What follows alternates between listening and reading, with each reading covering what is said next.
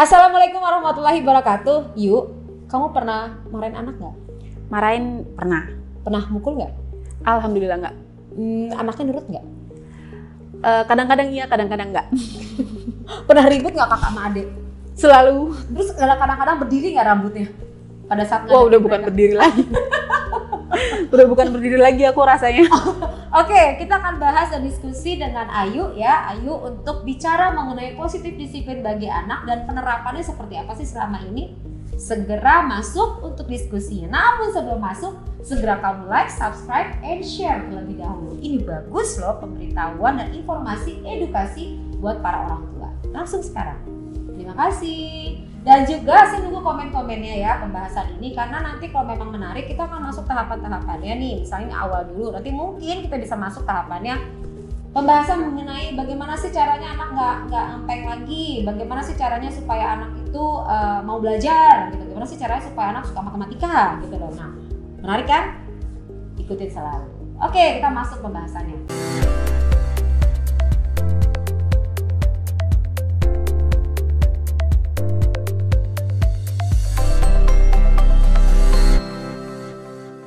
Bicara mengenai positif disiplin, kenapa penting banget sih untuk kita pelajarin dan kita diskusikan? Karena ini meminimalisir untuk kamu pada akhirnya nih para orang tua nih mukul anak atau nyubit atau mengeluarkan kalimat-kalimat yang kurang tepat gara-gara emosi yang meledak banget gitu kan.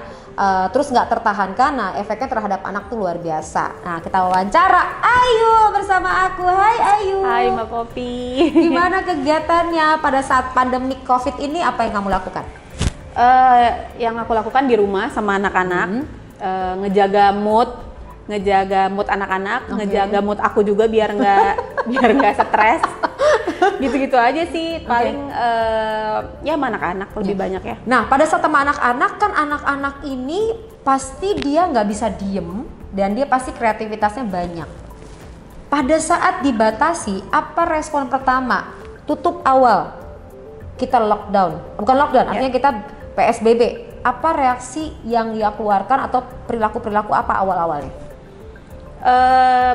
Perilakunya sudah biasa ya, kayak kalau anak-anak aku di rumah udah biasa mainan diberantakin semuanya sampai aku udah nggak tahu mau lewat mana jalannya.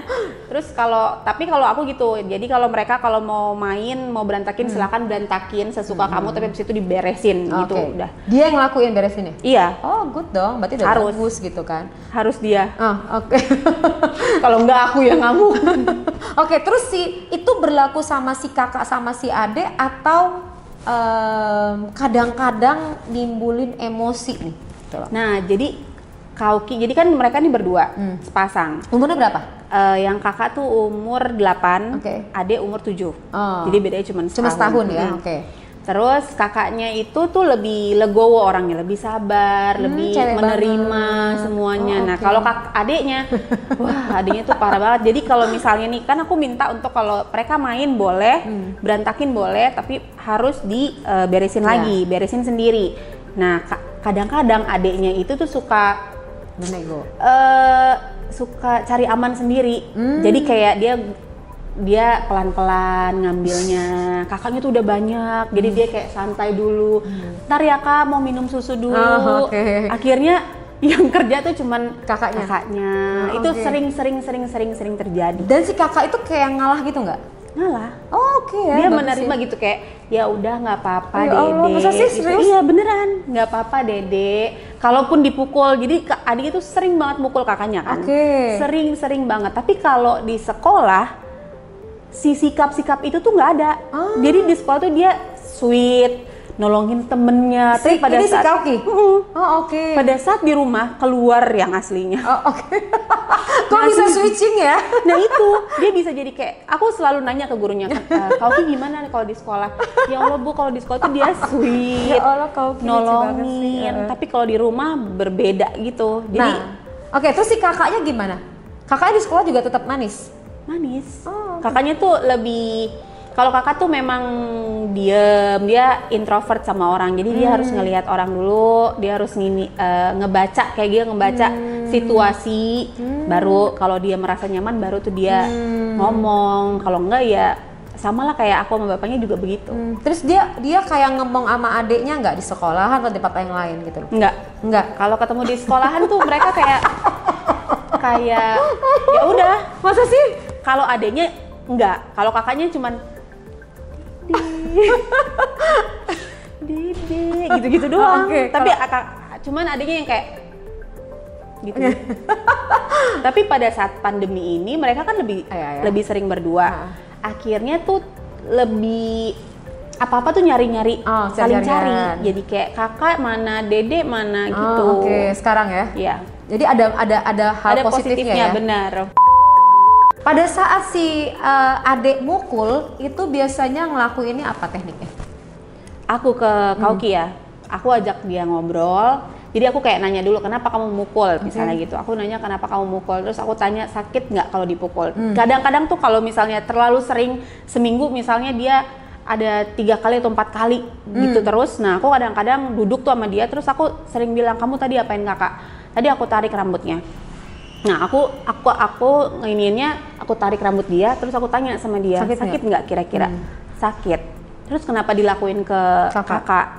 Nah dia diem tuh, nggak tahu dia mau ngomong apa. Ya terus kenapa kamu lakuin ke kakak? Nah yang sampai sekarang pun kalau aku tanya, kadang-kadang nggak ada jawabannya. Kayak cuman pada saat dia iseng. Iya dia cuman kayak diem doang. Kenapa dipukul kakaknya? Ya nggak apa-apa. Tapi pada saat misalnya aku bilang dibales ya, aku bales ya, aku cubit juga ya, aku pukul juga. Nah itu dia nggak mau, karena dia bilang kenapa nggak mau? Ya karena kalau dipukul, kalau dicubit, kalau ditarik ya sakit. Nah itu pada saat udah dialog gitu dia mengalami perubahan nggak? Kalau sekarang tuh kebetulan tuh kemarin Kauki tuh habis dihitan kan. Habis dihitan, terus kemarin aku sering ngobrol gitu kayak dari Katik deh, kalau udah gede tuh nggak boleh gini gitu, nggak boleh. Nah sekarang ini tuh lebih nice sih dia, lebih baik lah dibanding kemarin gitu. Apa ada pengaruh nggak? Misalnya karena kumpul semua sekeluarga, akhirnya ada pengaruh nggak perubahan perilakunya? Misalnya nih, kalau sekolah kan sibuk tuh, ya kan? Jadi waktunya kayak kurang. Kebuang ke sekolah. Jadi. Nah, pada saat di rumah full time gitu kan, ada perubahan nggak dia karena dapat get attention dari keduanya, orang tuanya, papa mamanya? Kan kalau misalnya Mas Wendy sendiri kan, dia syuting dari pagi ke pagi nggak sih? Enggak. Cuman siang sampai. Kalau kayak Raffi kan dari pagi ke pagi ya, sampai separah itu ya? Dari pagi sampai siang. Oke, berarti setelah siang itu pada saat COVID dia nggak kemana-mana dong? Enggak. Berarti di rumah. Nah, ada perubahan nggak sama anak dengan dia di rumah lebih banyak, mamanya di rumah lebih banyak? Jadi kita memang tuh, kalau kita tuh memang Mbak Popi dari awal gitu ya, dari kita si anak-anak ini mulai agak-agak dewasa, kita berdua tuh selalu bilang kalau bagaimanapun juga keluarga adalah nomor satu gitu, anak-anak adalah nomor satu. Jadi kenapa itu makanya alasan Mas Wendy pun tidak mengambil kerja pada saat hari Sabtu Minggu. Jadi memang Sabtu Minggu itu adalah harinya keluarga gitu. Nah di sekarang ini tuh Mas Wendy kan memang apalagi pada pandemi ini dia cuma ada satu kerjaan kan yang live. Setelah itu dia pulang ke rumah ngobrol sama anak, main sama anak. Tapi sebelum pandemi pun selalu begitu. Jadi kita tuh dari awal memang sudah membangun itu, bagaimanapun juga ya semua harus diobrolin. Jadi kalau misalnya pulang sekolah, dia pulang kerja, nanti kita ngobrol. Terus ada kalanya pada saat masa pandemi kan semuanya susah ya. Hampir semua orang mengalami kesusahan gitu. Tidak luput juga kita berdua pasti ngerasain itu. Biasanya A tiba-tiba B. Betul. Ada pekerjaan yang udah direncanakan gitu kan. Tiba-tiba gak berubah. Dan benar-benar wah kok bisa begini gitu kan. Betul. Nah kadang-kadang kan anak-anak kan nggak tahu itu. Iya betul. Nah terus tiba-tiba misalnya Audi Kauki minta gitu kayak bunda boleh nggak beliin mainan ini. Nah aku sama Ayah itu selalu kebuka, jadi kayak kita ngomong, kamu tahu nggak kalau sekarang ini lagi susah begini, orang cari uang susah sekali, kita punya uang, cuman kalau dipakai untuk itu, akhirnya kita nggak punya untuk yang lain. Nah terus terserah kamu mau milih buat beli itu atau untuk beli misalnya untuk kita beli beras, kita harga segini beli beras 1 bulan sama harga mainan kamu yang cuman kamu pakai sebentar doang. Itu sering banget aku bilang, dan pada akhirnya sampai pada kemarin habis dihitan Jadi Kak Oki kan selalu bilang, Bunda beliin aku mainan yang menurut aku harganya sangat mahal. Terus aku bilang ke Ucap, aku pernah ke Ucap gitu, aku bilang kalau kamu boleh dapat mainan itu kalau kamu habis di hitan. Itu perjanjian? Iya, terus dia bilang, jadi memang dia mau hitan, ya udah dia aku hitan aja karena kan lumayan tuh liburnya, lumayan liburnya, betul. Akhirnya di hitan, tapi masalahnya dia lupa sama si mainan itu. Jadi dia nggak, mungkin karena aku udah sama Anya udah pernah bilang kalau masa pandemi ini kita harus kita harus begini dulu, begini harus prihatin. Betul. Jadi makanya mungkin ada di pikiran dia, tapi dia nggak mau ngomong gitu. Akhirnya aku beliin, diam-diam. Tanpa dia tahu. Pada saat dia sampai rumah, aku kasih. Yang terjadi adalah dia nangis. Nangis. Oh ya? Nangis. So sweet banget. Itu sempat kerekam gitu di kamera. Ya pokoknya ntar aku kasih ya. Dia nangis, terus aku tanya, kenapa kamu nangis? Terus dia bilang, iya kan Bunda nggak punya uang. Terus aku juga ikutan nangis. So sweet. Terus jadi ada beberapa orang yang ngasih dia amplop, terus dia ngasih ke aku, terus dia bilang, Bunda pegang aja buat gantiin uang. Buat gantiin uang yang Bunda beliin aku Lego ini gitu. Gitu. Jadi memang aku sistemnya sama Ayah selalu kebuka apapun itu gitu, dari masa apapun itu, kayak misalnya nih Audi tuh sering bilang sama aku, Bunda aku tuh nggak suka ya kalau Bunda itu mukanya, aku kan kalau marah tuh nggak pernah mukul. Senyum. Tapi kalau marah aku diem, terus aku ngeliatinnya tajam. Iya tajam. Nah Audi tuh nggak suka, kadang-kadang dia ngomong, karena dia cewek. Iya, dia ngomong, Bunda mulai sekarang kita janji ya, kamu nggak suka aku kalau apa, dia bilang gitu. Misalnya iya kakak, Bunda nggak suka nih kalau kakak suka manggil-manggil Mbak minta tolong Mbak, tapi nggak bilang tolong. Nah terus dia suka ngomong, ya aku juga nggak suka kalau mukanya Bunda begini sama aku, mulai sekarang nggak boleh ya gitu. Oke. Beda ya kalau misalnya woman's talk gitu kan, ya, cewek beda ya, pakai perasaan. Bener. Tapi kita nggak pernah nyangka loh. Kalau misalnya tadi kan, Kak Oki kan yang suka jahil, gitu, ternyata dia memiliki empati yang luar biasa. Iya, benar. Dia memiliki empati terhadap orang tuanya dengan sangat luar biasa setelah diajak dialog. Iya. Nah, bicara mengenai dialog, aku mau share nih, mungkin nanti tertarik nggak untuk diterapin di rumah nih? Siapa tahu tertarik nih. Metode disebut dengan positif disiplin. Iya. Nah, jadi metode positif disiplin ini adalah bagaimana mendisiplinkan anak melakukan berulang-ulang hal yang positif dan mengabaikan yang negatif. Gitu loh. Jadi kita akan memperbanyak hal yang positif, tapi mendisiplinkan. Jadi kayak reinforcement, ya bahasa reinforcement itu psikologi banget ya. Sebuah pengulangan perilaku yang dikuatkan, gitu kan, akan terulang-ulang, akan membentuk habit menjadi kebiasaan dia. Makanya disiplin, positif disiplin. Nah, kalau positif disiplin ini diterapkan, ini membuat anak itu tidak ada lagi pemukulan, gitu kan, akan menimbulkan empati buat anak. Akan membuat anak itu bisa diajak dialog, dan yang terpenting anak memahami kecerdasan emosi lebih baik ketimbang dengan anak yang tidak diajarkan positif disiplin. Nah, anak-anak yang positif, yang emosinya termanage dengan baik, itu gedenya insya Allah tuh bahagia. Ketimbang anak-anak yang tidak tahu cara ngelola emosinya. Contoh anak-anak yang terkena narkoba adalah orang-orang yang tidak bisa mengelola emosinya, bagaimana bisa menciptakan bahagia, gitu kan? Dimana dia harus menggunakan alat bantu nih, ganja lah, atau misalnya syabu lah, gitu-gitu ya, untuk bisa merasakan bahagia. Tapi kalau dari kecil diajarkan teknik bahagia adalah dengan cara kamu membahagiakan orang lain, kamu mendesain bahagia kamu, bahwa bahagia tidak berharap kepada orang lain, maka nih anak bisa terprogram di otaknya, bahagia itu tidak perlu stimulan, tidak perlu rangsangan. Karena orang yang terkena narkoba itu karena bukan efek narkobanya, tapi sifat addicted yang ada di otak, yang terkena di otaknya gitu loh. Addictednya itu tuh dirasakan sensasinya. Jadi orang menggunakan narkoba karena sensasi. Contohnya itu. Kedua, anak-anak yang, mohon maaf nih, anak-anak yang misalnya yang motor tapi dia begal gitu. Katakanlah misalnya hal-hal yang negatif ya. Kalau cuma motor tarik-tarikan di ini mah terserah lah. Tarikan di sebuah arena terserah gitu kan. Tapi kalau begal nyakitin orang lain itu juga dia tidak memiliki emosi yang positif. Larinya di penjara.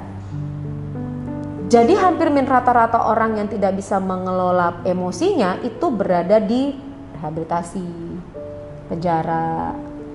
Gitulah, orang-orang yang tidak bisa mendesain bahagia itu bukan bergantung dengan orang lain, bahagia itu adalah dia membentuk. Nah, kalau tidak minim akan hal itu akan kesulitan tuh pada saat dewasanya. Nah, kita akan sharing dan diskusi ini kalau misal nanti kamu tertarik nih yuk untuk nerapin kepada anak-anak. Boleh sih. Boleh ya? Tertarik sih. Tertarik ya? Oke, berarti gini. Kita masuk dulu tahapannya positif disiplin. Sebelum kita kasih ke anak positif disiplin ya, anak perlu di briefing terlebih dahulu mengenai aturan. Itu penting banget ya. Misalnya nih, ada misalnya kita catat dulu nih, anak ini selama seminggu nih yuk. Nanti kalau misalnya ngelakuin nih, tapi biasanya kalau mama udah tahu lah ya, nih anaknya kebiasaannya negatif-negatifnya apa gitu kan. Oke. Nah itu kita bikin list dulu. Nih anak bisa, misalnya gini, aku nggak suka misalnya si Kak Adek begini, aku nggak suka dia ngomonginnya. Nah hampir rata-rata tuh yang terulang kan perilaku diulang kan? Diulang. Perilaku diulang itu kan karena ada memori di pikiran membentuk tubuhnya bergerak. Karena yang membuat tangan kita bergerak ini otak kita. Otak kita itu isinya pikiran, ada pikiran sadar sama bawah sadar. Nah pikiran bawah sadar ini di bawah 7 tahun belum ada pikiran sadar, adanya pikiran bawah sadar. Makanya apapun yang disampaikan itu akan menjadi data. Itu penting banget kenapa anak golden years itu anak di input yang positif. Jadi kalau anak bayi, aduh anak hebat, gitu-gitu loh. Dia gede jadi anak hebat. Kamu tuh pemberani nak, kamu tahu nggak hidup ini indah banget. Dia jadi bahagia, jadi emosi, jadi senyum. Tapi kalau ini anak melihat, mendengar kesedihan, ini anak ikutan. Itu tuh bisa dari dalam perut juga nggak sih? Bisa. Bisa. Kenapa? Karena di dalam perut ibu itu kan si anak ada janin nih, gitu kan? Dia berdetak kan jantungnya. Ibunya berdetak jantungnya. Jantung itu menyimpan perasaan.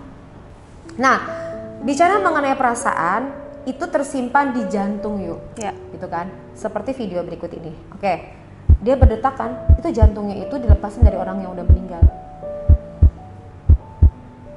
Jadi kalau ada manusia dicopot jantungnya, dilepasin, ditransplant kepada manusia lain, maka perasaan orang yang meninggal itu pindah. Kamu harus baca buku The Heart Code, gitu loh. Dan penelitian di dunia juga orang yang dapat transplant jantung itu bisa merasakan apa yang dirasakan oleh orang yang meninggal itu. Perasaannya, bukan memorinya ya.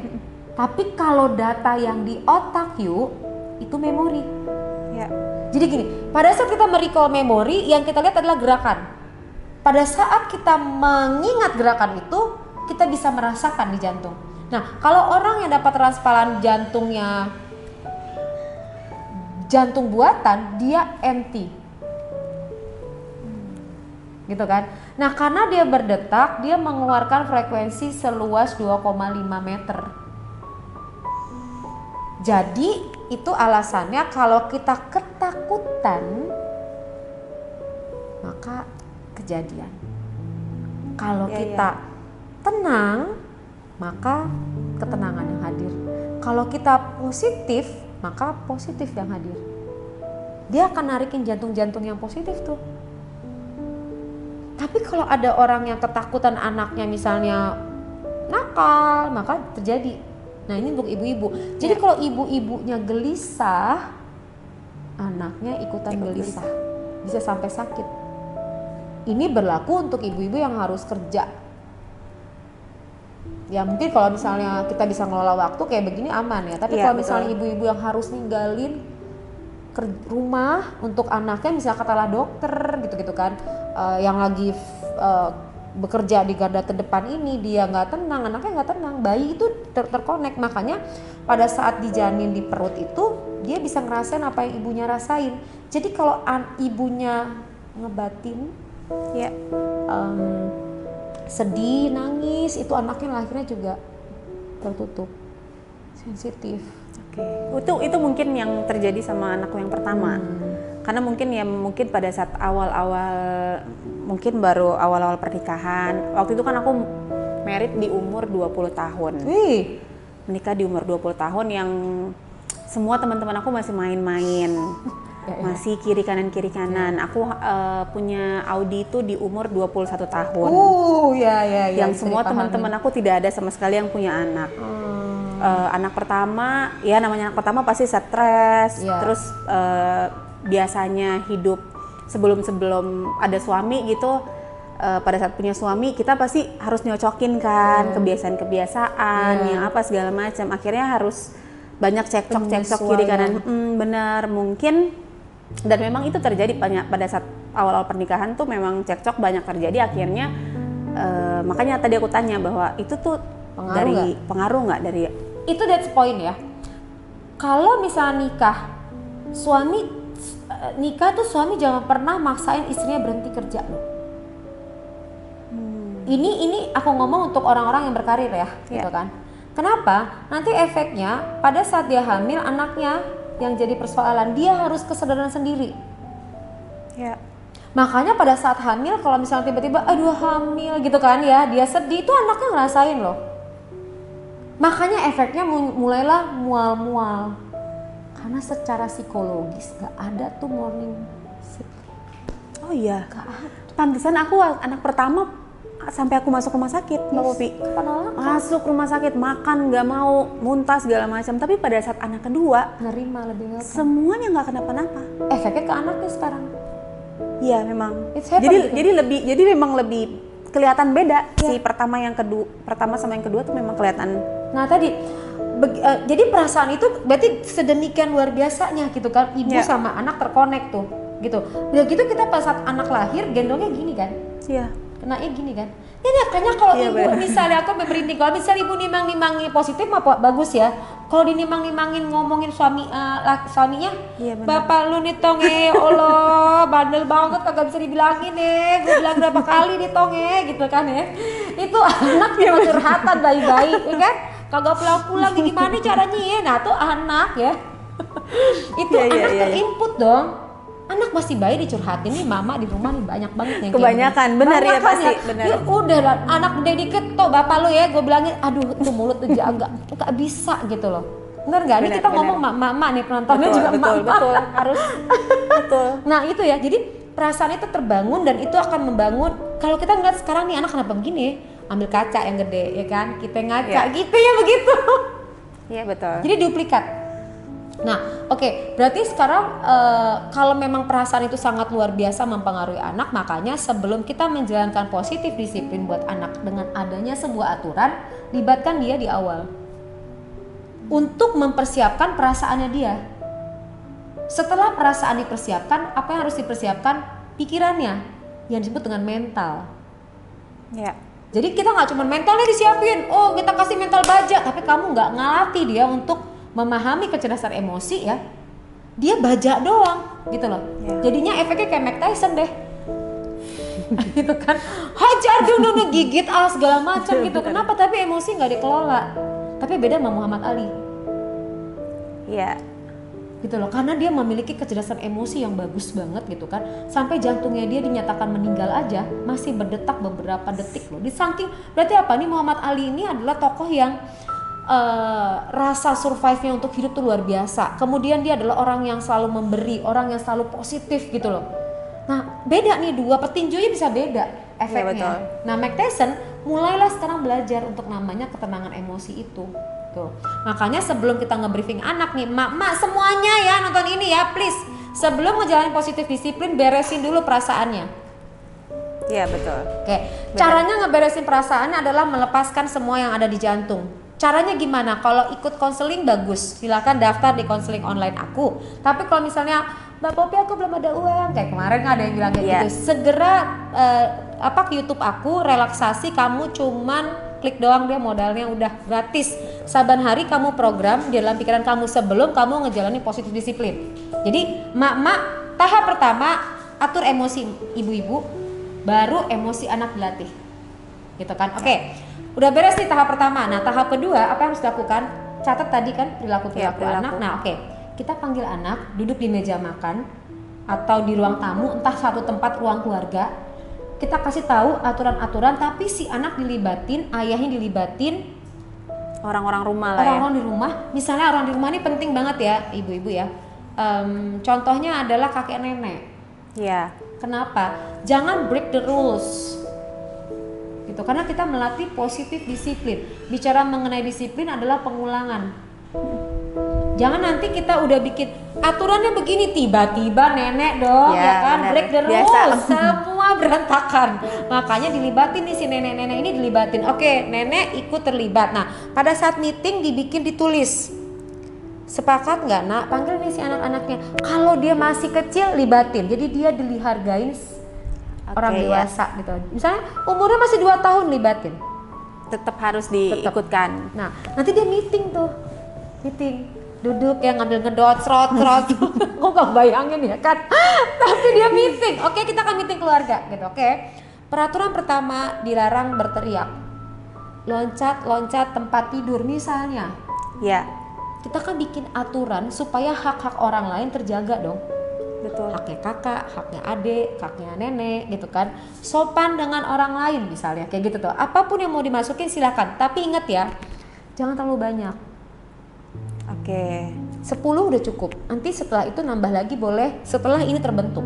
Untuk ngebentuk sebuah kebiasaan baru itu butuh 91 hari. 91 hari? Yes. Jadi kalau misalnya kita mau membuat kakak sayang sama adik gitu kan, itu kan berarti sayang sama adik. Di dalam otaknya dia ada data sayang sama adik. Untuk ngebentuk sayang sama adik 91 hari. Repetisi, diulang-ulang perilaku sayang sama adik. Sholat 5 waktu, masuk sholat 5 waktu.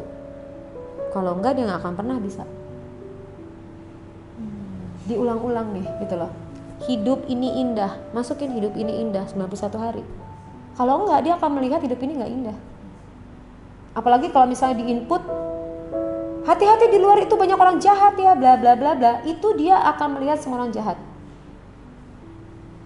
Makanya penting kita untuk menjaga kata-kata. Mulut kan mama kalau udah ya benar. Ibu-ibu kalau udah emosi semuanya biasa keluar. Nah, makanya aku selalu ngomong gini, kalau marah sama anak, keluarin kata-kata yang positif. Misalnya gini, aduh nah ya Allah nah, kamu berantakin mainan ya Allah nah, kau udah gede nah, jadi imam di masjid. Marah tapi positif.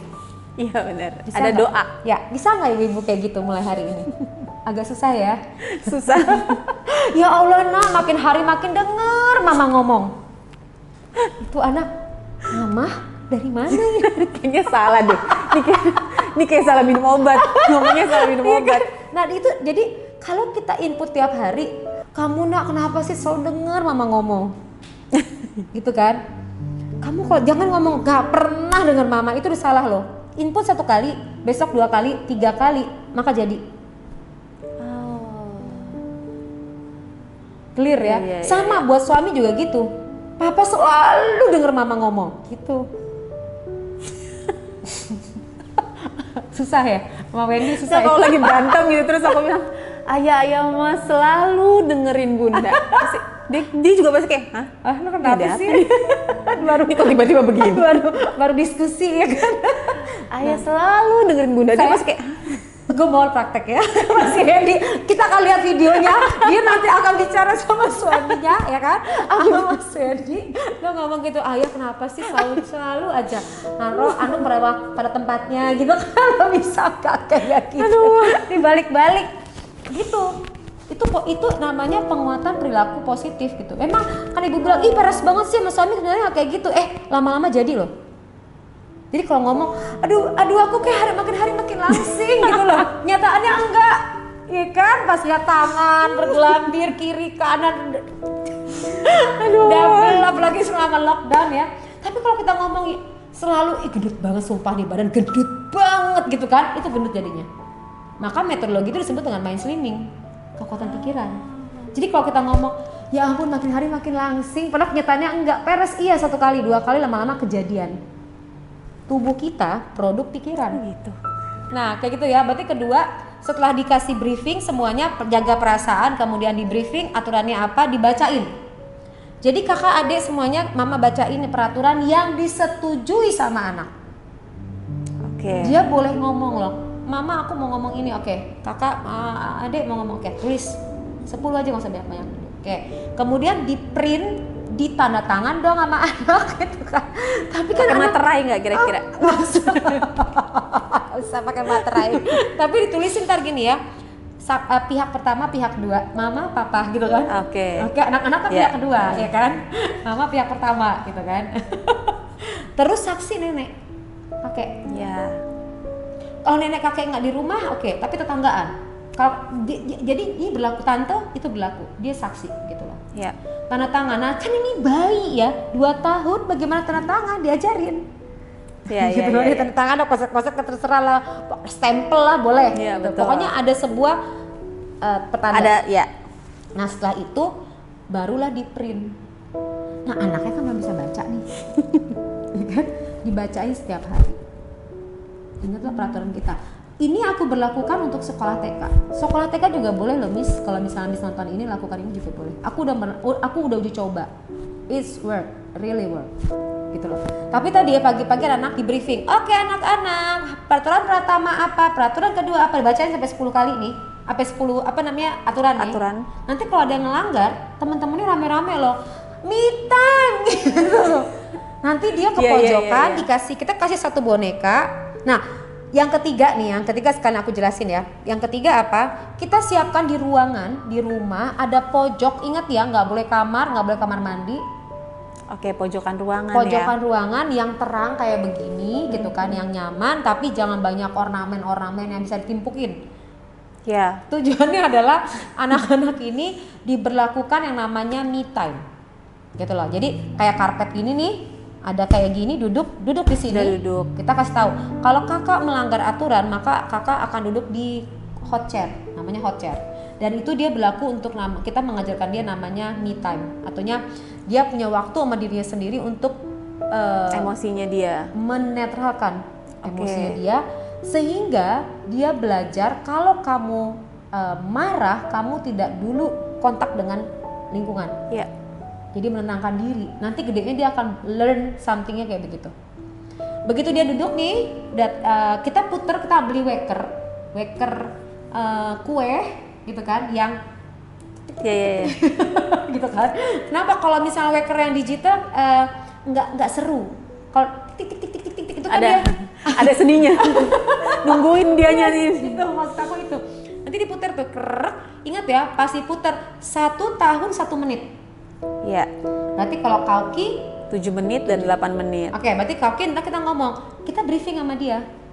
Kauki nanti kalau Kauki melanggar aturan, Kauki akan dapat me time 1 tahun 1 menit. Diputar nih, gitu kan, tik. Dan percaya sama saya, kita nggak perlu mukul anak, nggak perlu ngapa-ngapain. Duduk di situ buat seorang anak yang biasanya aktif itu runtuh dunia. Nah, duduk tenang nih. Nanti kalau dia biasanya gitu tuh, kalau misalnya dia nggak nerima, apalagi kalau dia lagi tantrum tuh lagi emosi yang berlebihan dan dia tidak bisa ngelola.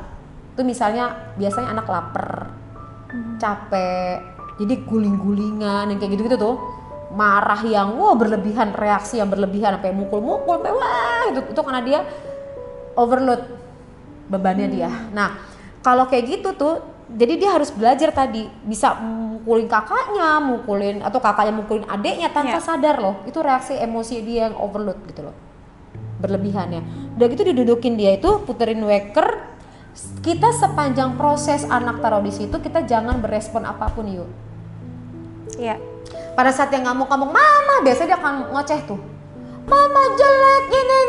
Abaikan, jangan respon misalnya ya udah deh karena nggak sahan malahan dicubit. No, ini tidak boleh nyubit ya. Ini tidak ada cubitan, tidak ada keluarin kata-kata negatif. Tenang. Maka tadi aku bilang pada saat nerapin ini ibunya harus melepaskan dulu perasaannya. Jangan ibunya tenang. Ya, ibunya harus melepaskan perasaan terlebih dahulu. Nah, setelah duduk nih, dia udah duduk, dia udah dikasih waktu. Setelah selesai udah bunyi kan. Pada saat bunyi barulah kita bicara sama anak. Nah, teknik bicaranya ini harus ngerti dulu. Kalau ngomong tangan anak dipegang, posisi duduk kita harus sejajar, jadi eye level. Jangan kita lebih tinggi. Gitu loh. Jadi pegang tangan anaknya, ngelihat mata, eye contact itu terus ngomong. Bicara kalimat aku perhatiin ya, nanti mungkin ditulis di sini ya. Mama paham, atau kalau misalnya papa paham, itu kalimat baku dari awalnya supaya kita mengajarkan empati. Empati itu apa sih? Merasakan apa yang oleh orang lain rasakan, gitu kan. Mama ngerti, boleh. Mama paham banget, mama ngertiin banget, gitu boleh lah, pilih lah gitu ya. Tentu kita marah, kelakuannya dia apa? Misal ngerebut mainan kakaknya. Tentu kita marah, mainan direbut. Tapi tidak begitu caranya menyatakan perasaan kamu dengan cara kamu memukul kakak. Nah gitu loh, itu disampaikan. Terus udah ngelihat matanya, ngomongnya sejajar, barulah ayo sekarang Kauki minta maaf sama kakak. Dan minta maaf sama kakaknya. Kakaknya sebagai korban di briefing juga. Jangan dia gini. Kebanyakan kakak itu kan dia nahan. Iya. Ya, misalnya dimanapun hampir rata-rata tuh kakak yang baik ya. Kalau kakak yang jahat sih, adanya dibully. Dibales ya. Nah, ini kakak yang baik ya. Kita bicara kakak yang baik ya. Kakak yang baik tuh biasanya dia akan nahan, terus legowo. Terus dia lebih ngemong, tapi dia ngebatin. Makanya kalau kakaknya kena pukul, pisahin, adik duduk me time, kakaknya diajak ngomong, bicara. Mama ngerti nak, pasti sedih ya kamu dipukul, sakit kan, gitu loh. Ya. Biar dia nggak ngerasa sendiri kali ya. Itu deh, gitu. Jadi setelah dia tenang, ini juga tenang, tapi kalau lagi ribut nih dilelai dulu, satu pegang emas ini, satu pegang emas. Kalau kita bicara 7 tahun, 8 tahun, kalau anaknya di bawah itu bisa guling-gulingan bareng tuh. Iya benar. Maka si ayah akan megang peran, ayah pegang ini, mama pegang ini. Udah selesai kayak begitu, barulah kita kasih tahu untuk solving problem. Gitu loh. Nah itu sih poin-poin yang harus dijalankan, tapi tadi dia harus konsisten. Ya. Nah gitu kan. Kemudian dikasih reward. Jadi punishmentnya ada tadi dengan me time, rewardnya juga ada. Kalau si anak berhasil selama seminggu bersikap nicely, kasihlah hadiah reward.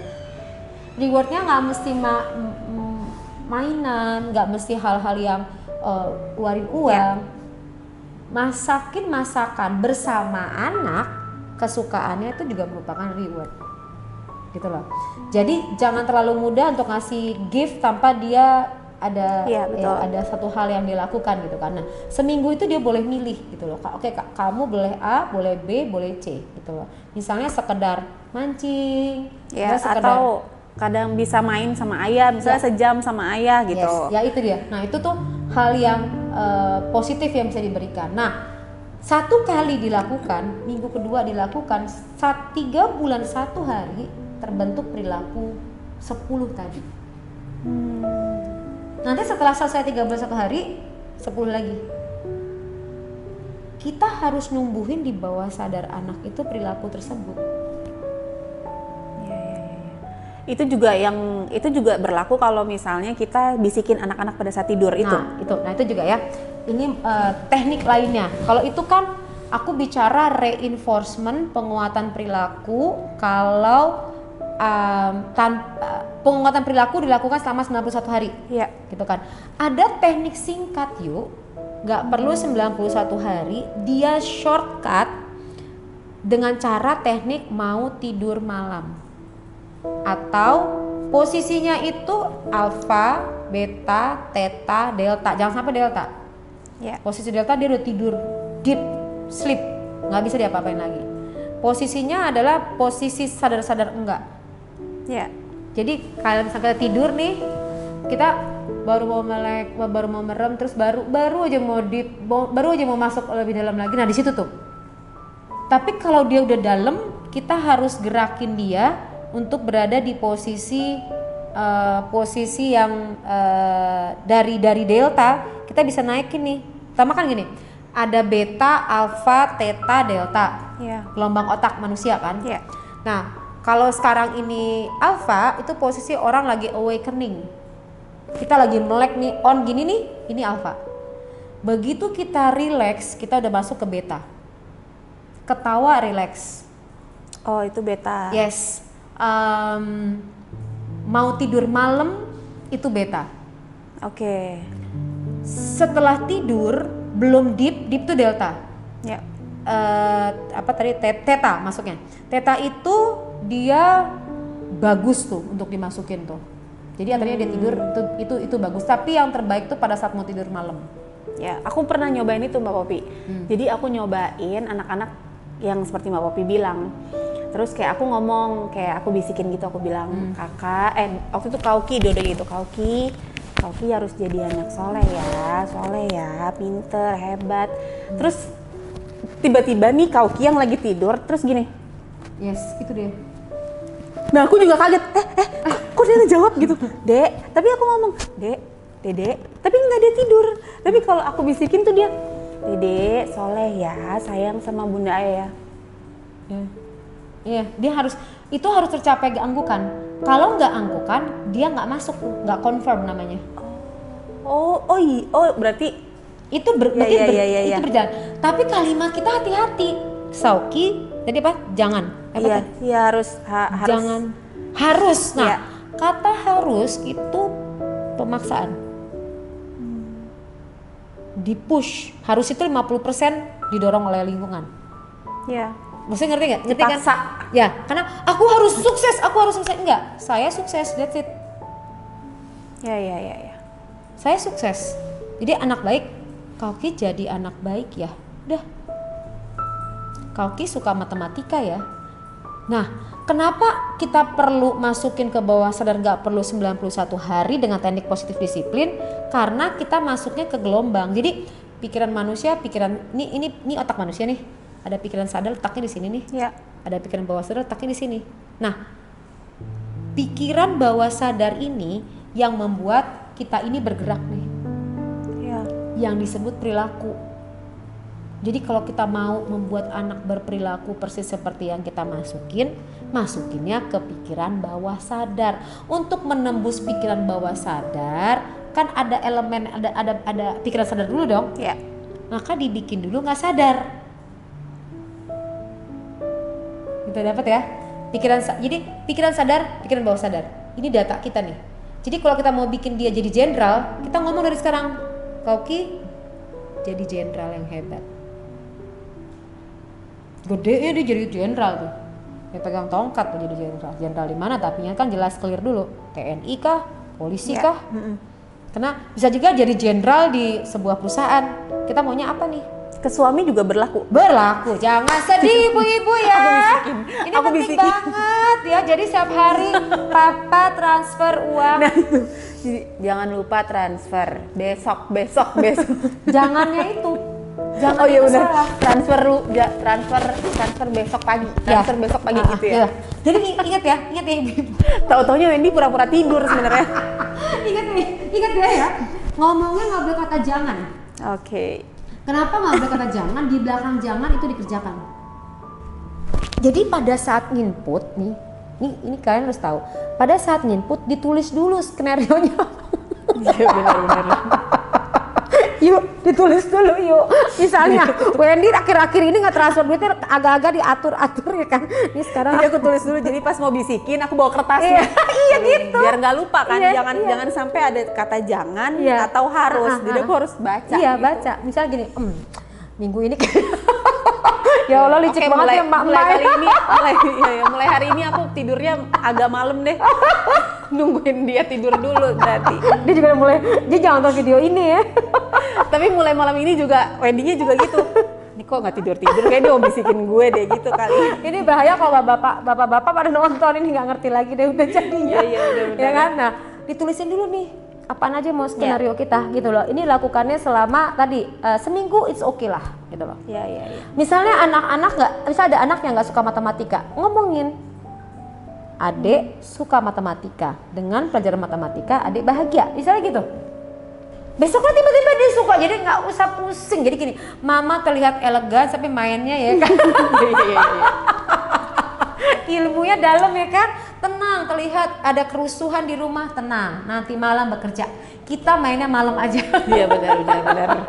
Bisik tuh pokoknya. Pokoknya kalau suami bertingkah, anak bertingkah, tenang, mama pokoknya bisik. Okay. mukanya dong ya kan. Sekarang si Ayu kalau lihat anak udah berantakin main, oke, nanti malam semuanya kena tidur bareng kan. Iya benar-benar. Kakak catatan khusus ya kan. Mama nggak bisa diinput, nggak bisa diinput mama, karena mama yang belajar. Nggak bisa lah masa ya mamanya juga. Mamanya waspada. Aku nggak kebayang rumah tangga yang nonton ini ya, karena semuanya gini caranya ya. Ini berlaku buat suami-suami yang pecicilan, oke? Suami-suami yang pecicilan, kita ngomong dong, mulai hari ini papa cuman konsen sama mama, matanya lihat ke mama, gak bisa ngeliatin Ayu. Pas kepanjangan suaminya bangun kayak apa? Tadi ngomong apa gitu? Buyar semuanya nggak jadi. Ingat jangan sampai ketahuan. Suami-suami mulai berpikir yang enggak kan, yang nonton nih bisa berlaku untuk yang sebaliknya. Mama izinin papa apa? Ada bercanda ya. Oke, nah itu berlaku juga untuk bawah sadar, berlaku juga untuk orang sakit yuk. Jadi kita ngobrolin ini berlaku untuk orang yang mungkin nonton kita diskusi ini di rumah sakit, kena sakit atau bahkan terkena COVID gitu loh. Dia harus ngomong pada saat dia rileks adalah saya sehat, saya mengizinkan tubuh saya sehat. Itu namanya adalah self hypnosis. Ini berlaku juga untuk orang koma yuk. Aku ngelakuin untuk orang koma. Kita bisa dialog dengan orang koma untuk dia bangun lagi. Biar dia berusaha ya. Ya, jadi kalau misalnya aku pernah ngelakuin itu untuk adiknya Mita the Virgin. Coba kamu tanya dengan Mita the Virgin, benar apa enggak? Abis itu aku masuk ke ruang ICU di situ, dan semua juga ngelihat, dokter juga semuanya ada gitu kan. Jadi dibuka, aku bilang saya nggak nyentuh loh. Jadi penanganannya psikologis gitu, nggak nyentuh tangan, nggak megang dia, nggak ada masuk apapun, nggak masuk obat gitu, cuman ngomong dialog, nego. Kan pas ngomong, aku ngomong, kamu masih ada nggak yang harus kamu selesaikan gitu loh. Banyak kan A, B, C, D, E, F, G kan. Nah udah setelah itu barulah aku ngajak dialog lagi sama dia, bicara bahwa kalau kamu sulit untuk bangun gitu kan, kamu dengar suara aku aja, kamu ikutin suara aku gitu loh. Kalau kamu masih ingin menyelesaikan, kamu bangun, kamu kasih respon dong ke aku sekarang. Tahu nggak apa? Langsung bagus tensinya, bagus tensinya. Udah gitu cairan kuning keluar semua. Besoknya dia sadar.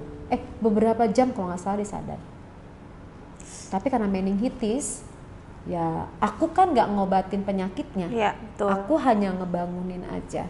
Nah ternyata sekian bulan nih itu bertahan ya, sekian bulan tuh ada, dan banyak hal yang terjadi, keajaiban di situ gitu loh.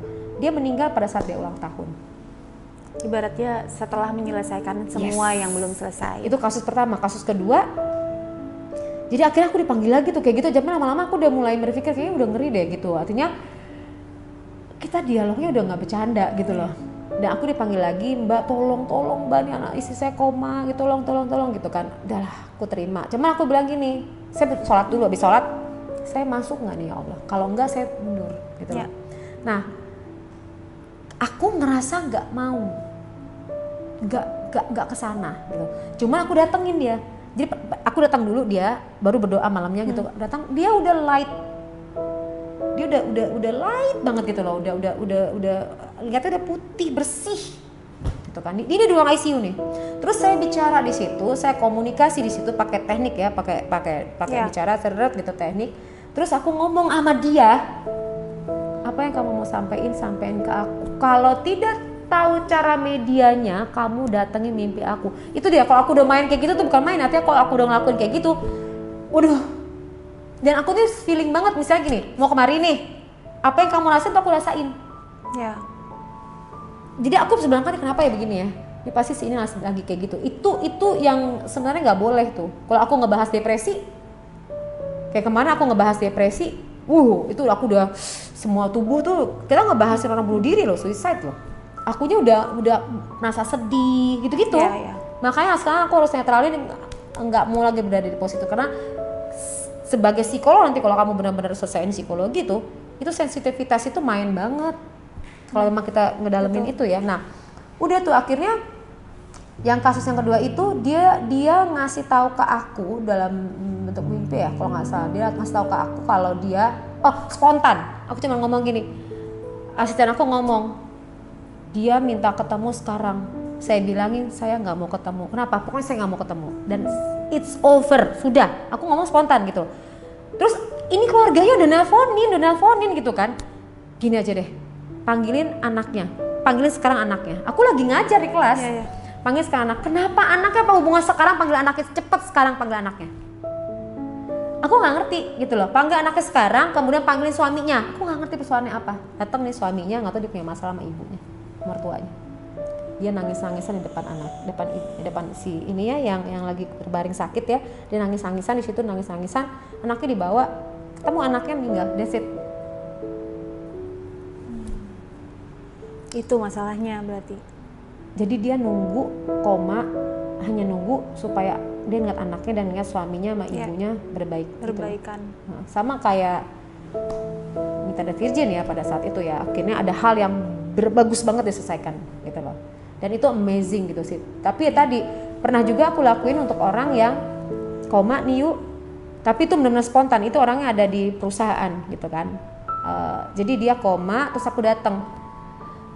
Wahai bawah sadar, sebenarnya cara kamu kayak gini nih bagus. Kamu bikin, jadi gini, yang bikin dia koma tuh bawah sadar loh. Bawah sadar tuh bisa bikin orang sakit, bawah sadar tuh bisa bikin orang lumpuh, bawah sadar tuh bisa bikin orang apapun. Ya.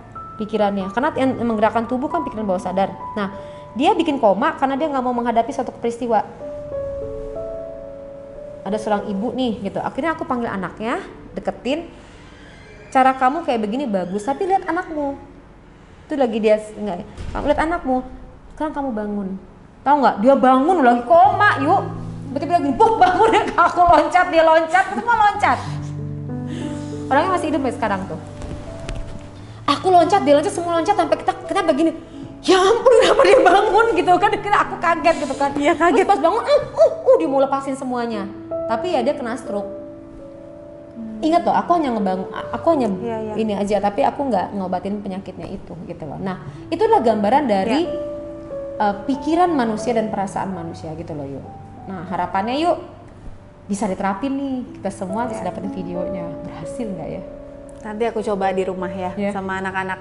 Nah, kalau memang bisa berhasil, katakanlah seminggu aja, beberapa hari aja gitu loh. Ada nggak perubahan? Nah, kalau ada perubahan, berarti metode ini bisa berlaku untuk semua anak-anak yang lain. Iya, betul. Gitu loh. Tadi kan ada dua ya. Positif disiplin diterapin pakai kertas dan lain-lain di meja makan gitu kan, diaplikasiin. Kemudian yang mau tidur malam. Iya. Tapi kalau dia udah deep, kamu harus wake upin tadi ya, kepalain digelengin ke kiri ke kanan dikit gitu kan. Ada tekniknya, lihat YouTube aku deh. Situ ada tuh, gerakin ke kanan ke kiri dikit supaya dia bergerak. Sebutin namanya. Dan kita ngomong, ini mamah nak, ini bunda, ya gitu loh. Baru input tuh, baca skrip. Oke. Ya, buat suami terutama baca skrip. Tapi aku juga waktu itu aku pernah ngirimin Mbak Popi yang anak-anak aku. Oh iya, itu luar biasa. Itu juga. Nah dari situ tuh Kauki mulai merasa. Jadi awalnya kan aku bilang sini deh dengerin ini, dengerin sambil boboan aja. Aku bilang gitu, dengerin aja, dengerin ngapain? Ini dengerin aja tantenya ngomong, didengerin aja, ikutin tantenya ngapain. Terus ngapain? Ya tutup mata. Nah pas awal-awal tutup mata tuh udah gini.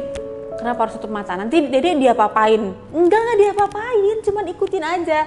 Nah setelah itu tuh mereka, kakak apalagi, kakak tuh kayak nangis gitu loh. Di sini tuh keluar air mata. Terus aku nanya kenapa kak? Nggak apa-apa kakak, kayak ngerasa plong aja katanya gitu. Karena tadi itu kakak nahan perasaan ini ya. Ya. Kalau ada anak yang misalnya kita marahin dia diam, jangan kira dia itu jangan nangis, diam. itu salah loh. Anak tuh boleh nangis, jangan ditahan. Kamu nih anak perempuan harus kuat gini-gini, jangan. Itu numpuknya di mana? Numpuknya di jantungnya. Itu akan meledak, dar. Meledak tuh kalau orangnya tertutup, meledaknya kemana? Bagian dada sakitnya. Sakit yang bagian dada itu karena ada emosi yang ditahan. Misal sakit di bagian dada apa aja ya? Jantung, kolesterol. Nah, sakit bagian dada ya, TBC, sesak napas, itu tuh bagian-bagian. Pokoknya bagian dada dia nahan kemarahan. Ini berlaku sama anak. Jadi kalau misalnya tiba-tiba anak flu, nggak sembuh cepet, gitu kan? Lebih dari 2 minggu, itu berarti kan psikosomatis ada kaitan sama yang dirasain akhir-akhir ini. Bukan virus, bukan bakteri ya. Nggak sembuh-sembuh batuknya nih, gitu loh. Berarti dia ada kaitan sama secara psikologis. Udah diobatin masih juga. Berarti ini ada masalah sama yang kaitan sama psikologis. Tinggal dilihat tuh 1 minggu sebelumnya ada apa yang terjadi. Itu untuk anak. Ya. Untuk anak juga, misalnya ada satu anak yang ada kasus nih sakit leukemia. Leukemia itu ada kaitannya sama perasaan kesedihan.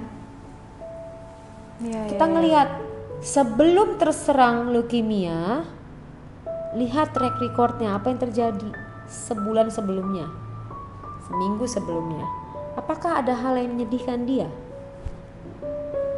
Misalnya ada perpisahan, misalnya ada peristiwa yang membuat dia tidak mau berada di situ. Nah, kejadian itu terjadi. Apa yang harus dilakukan untuk dia bisa sembuh? Perasaannya dia harus dilepasin. Makanya dikasih itu relaksasi. Aku kasih tuh relaksasi itu kan, betul. Ya kan? Si kakak tuh ngeluarin air mata itu bagus. Kayak kemarin ada ibu-ibu yang WhatsApp aku. Anakku kan nangis-nangis banget sih mbak. Ya berarti dia sekian lama nahan. Tapi anaknya masih kecil 2 tahun. Ngeluarin air mata banyak. Berarti sekian lama. Jadi umur 1 tahun dia nahan gitu gak sih? Iya. Mungkin mamanya marahin. Iya betul. Membanding-bandingkan kakak sama adik gitu-gitu loh. Nah itu guys, kita pembahasan lebih lanjut kita lihat nanti. Kalau ngomong-ngomong parenting segala macam tuh udah kita lupa waktu kadang-kadang, iya kan. Kayak semua tuh ya memang kalau ilmu-ilmu seperti ini kan seharusnya kita orang-orang Indonesia gitu ya, ibu-ibu apalagi, karena menurut aku satu keluarga yang paling penting ibu. Yes, ibunya bahagia, aku yakin semua dalam rumah bahagia. Banget. Karena ibu itu dia itu kan kayak apa sih namanya? Kayak bukan ayah enggak ya, maksudnya ibu itu kayak cahaya di rumah itu. Iya, gitu. Benar. Apalagi ibu juga madrasah pertama anak. Betul. Nah, kalau misalnya ibunya happy, anaknya bahagia, suami udahlah. Ya. Asal nyonya bahagia, ya kan, suami udah pasti bahagia. Betul itu. Nyonya cemberut, selesai hidup lo kelar. Bener, ya kan? Satu rumah pokoknya berantakan aja. Nggak bisa nyonya sedih gitu loh. Makanya bagaimana kita mau mengubah negara, ya ubah ibu-ibunya. Ya. Betul. Gitu. Jadi kita akan kembali lagi. Moga-moga kalau kalian like, subscribe-nya banyak, kita akan masuk lagi ya yuk untuk pembahasan parenting. Ya. Pembahasan berikutnya yang lain. Kamu tulis komen kira-kira kalau memang ini bagus kita berdua kolaborasi, kira-kira mau ngebahas tema apa lagi sih di bawah ini tentang anak ya. Misalnya mijit bayi. Tahu nggak? Ya betul. Mijit bayi itu ternyata membawa dampak yang luar biasa buat bayi. Tapi bayi siapa ya? Aku udah gede. Anak kamu juga udah nggak bayi. Seperti kamu perlu bayi lagi. Ya Allah. Untuk modelnya kita. Insya Allah. Amin ya Allah. Supaya ada modelnya kita yuk. Jadi nanti cara mijit bayi. Bener loh. Mijit bayi naik kiri kanan atas bawah itu mempengaruhi tumbuh kembangnya dia. Gitu loh. Jadi kayak supaya dia cepat jalan, supaya tumbuhnya makannya juga baik. Itu ada tekniknya, supaya anak nggak kolik perut, itu ada tekniknya gitu loh. Kemudian mungkin nanti kita akan ngebahas mengenai special kids ya, artinya autis ya, entah retardasi gitu loh, dampak dari anak yang lama di jalan lahir itu akan membawa pengaruh ke respon ke otaknya itu dan penanganan kalau punya anak special need gimana sih. karena pasti ada orang tua di sana yang mungkin punya anak autis ya, Ya. itu kan orang-orang tua pilihan gitu lah. Nah oleh sebab itu kamu like, subscribe, kasih komen di bawah ini. Oke, sampai bertemu lagi dan terima kasih buat Ayu. Sama-sama Mbak Popi. Udah sharingnya dan Sama-sama. menginspirasi. Kita tunggu juga videonya Ya. untuk dikasih ke aku, untuk Oke. aku masukin di sini. Ya. Oke, sampai ketemu lagi. Wassalamualaikum warahmatullahi wabarakatuh. Mwah. Selamat pagi Kakak Dede. Pagi ini Ayah kan lagi olahraga. Nah pagi ini Bunda mau bikin peraturan di dalam rumah. Jadi yang kakak sama Dede seminggu ke depan harus melaksanakannya, ya kan? Apa aja? Jadi kita bahas dulu nih sekarang. Kita bahas apa aja ya yang harus kita lakukan di dalam rumah. Oke, kita bahas bertiga. Nanti habis itu kita kasih tahu Ayah. Nanti Ayah akan tanda tangan gitu ya. Iya betul. Oke? Baiklah. Bersuara pelan. Cuma, tapi kalau itu ya, tapi pelan dong. Tapi tetap berteriak. Bunda sedih. Bersuara pelan atau tidak Namanya berteriak. Namanya safety. Terus dua. Namanya safety. Kenapa? Karena kalau kita main kayak misalnya pada kalau dia sih nggak apa-apa. Kita kena misalnya kena dedenya jatuh jadinya kita mainnya harus serius. oh masa mainnya serius. Mainnya Berhati-hati dalam bermain gitu kan. Oke, dua. yang ketiga apa? Yang ketiga nggak boleh kalau udah jam 5 lebih nggak boleh makan, jangan makan snack dulu karena mau makan nasi. Bukan, bersuara pelan terus Kalau mau minta tolong ambil sendiri. Maksudnya kalau mau minta tolong sama Mbak harus bilang, mengucapkan tolong. ya. Berantem. Enggak. Kenapa? Tetap mau berantem maksudnya? Kalau di tangga jangan lari-lari. Iya. Oh, Berantem. ya. Bunda nggak boleh kalau dari kakak berantem. Kita nggak boleh. Apa? Kita nggak usah pakai kayak gitu. Kenapa? Karena Dede masih tahu jangan balap-balapan, sama jangan lari-lari di tangga. Iya, Pak. Ya, siap-siap. Ya itu kan bisa tetap berhati-hati. Terus apa lagi kira-kira? Berantem. Cuma dulu yang tanda tangan habis itu baru ayah. Ini kakak Dede. Apa deh? Emang dia nggak bisa tanda tangan. Kayak gimana aja nggak apa-apa. Coret-coret. Tidak. Oh, juga nggak tahu tanda tangan kakak gimana. Karena Nih, kan. Kayak apa?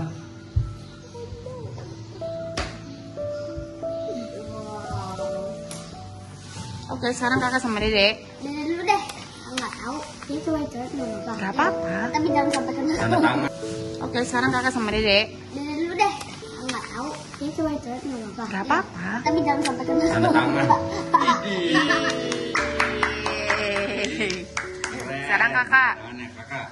Nama Audi tapi disambung dua. Jadi kayak tulisan indah gitu loh. Dia mah cuma coret-coretan fisik. Gak apa-apa. Iya gak apa-apa, terserah kakak bebas. Nggak apa-apa. Oh iya nggak apa. Ih, dua-duanya keren banget. Ih, ada love-love-nya masa. Saksinya siapa? Mbak Tri. Sini Mbak Tri. Ini sebentar. Mbak Tri, sebentar Mbak Tri gitu. Ntar sayang. Mbak Tri, Ini itu Mbak. jangan nanti Mbak tanda tangan dulu. Mbak, sini dulu. Tanda tangan. Tanda tangan dulu, tanda tangan. Mbak saksinya. Tanda tangan Mbak. Kalau kita nggak Sini lakuin, dong. kalau kita nggak lakuin itu, Mbak yang bilangin. Oke. Oke deh, nanti Bunda bilang Mbak Tri. Sama Dean, Terus Mbak Dean. Oma. Sama Oma. Iya, Oma. Mbak, minta tolong Mbak, Oma Mbak. Pet, kalau mau dibantakin tinggal dibantakin tuh, kalau udah tinggal diangkat kapetnya tuh. Oke, terakhir akur antara kakak dan dede. Akur antara kakak dan dede. Kakak sama dede tidak berantem pokoknya ya. Oke nggak?